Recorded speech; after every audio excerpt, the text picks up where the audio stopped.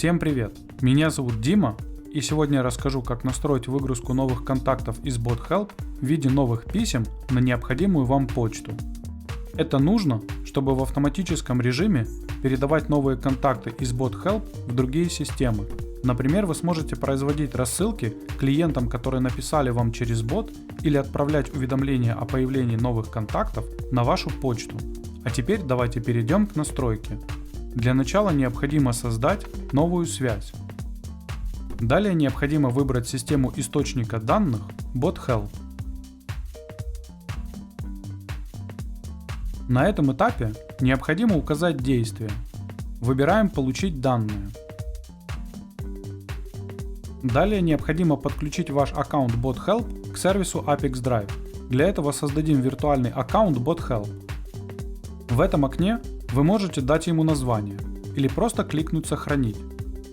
Когда созданный аккаунт появился в списке, выбираем его и кликаем «Продолжить».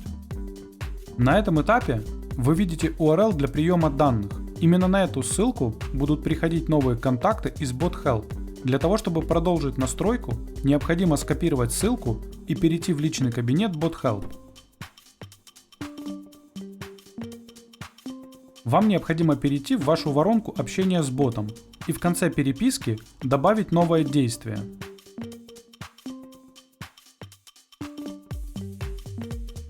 Действие вам необходимо выбрать «Отправка данных на веб-хук». В появившемся поле добавляем ссылку, которую мы скопировали в Apex Drive. После всех изменений кликаем «Сохранить». Не забываем соединить нашу воронку с новым действием. Также обратите внимание, если вы запрашиваете у пользователя какие-то данные, которые в будущем хотите получать и использовать, вам необходимо в каждом блоке назначить, к какой переменной эти данные будут относиться.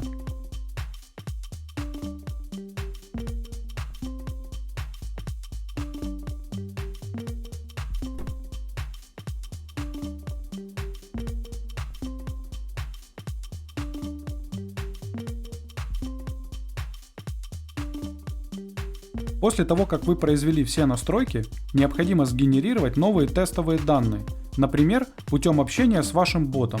В данном случае у меня подключен бот Telegram, поэтому необходимо провести живое общение с этим ботом.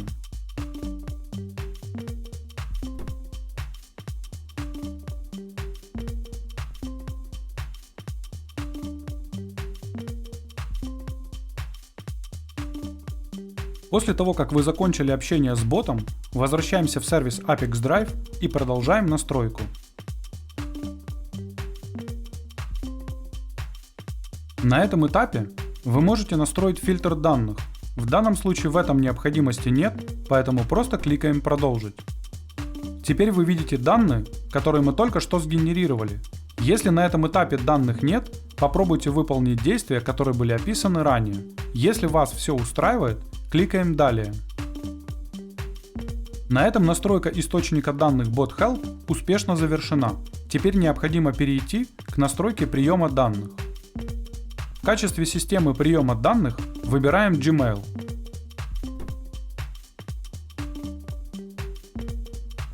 Далее необходимо указать действие «Отправить письмо». На этом этапе вам необходимо подключить ваш аккаунт Gmail к сервису Apex Drive. В этом окне необходимо указать логин и пароль личного кабинета Google. Также необходимо предоставить разрешение Apex Drive на работу с вашим аккаунтом. Когда подключенный логин отобразился в списке «Активные аккаунты», выбираем его и кликаем «Продолжить». На этом этапе вы видите поля для отправки нового письма. В качестве отправителя будет использоваться подключенный аккаунт Gmail. В качестве получателя вы можете указать любую необходимую почту в поле «Кому email». Если вы хотите производить рассылку контактам из BotHelp, то в поле «Кому email» необходимо назначить переменную, которая содержит email пользователя. В этом случае тема и тело письма заполняется с таким расчетом, что каждому новому контакту будет отправляться соответствующее письмо. Если же вы хотите получать уведомления на вашу почту о появлении новых контактов в Bot Help, то в поле «Кому email» вам необходимо прописать ваш адрес электронной почты вручную.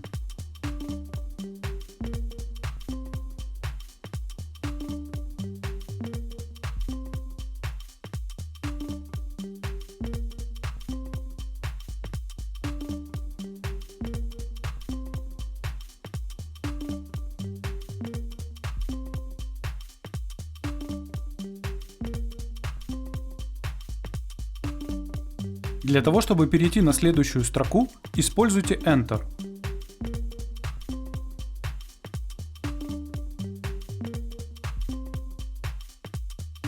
Когда все необходимые поля заполнены, кликаем «Продолжить».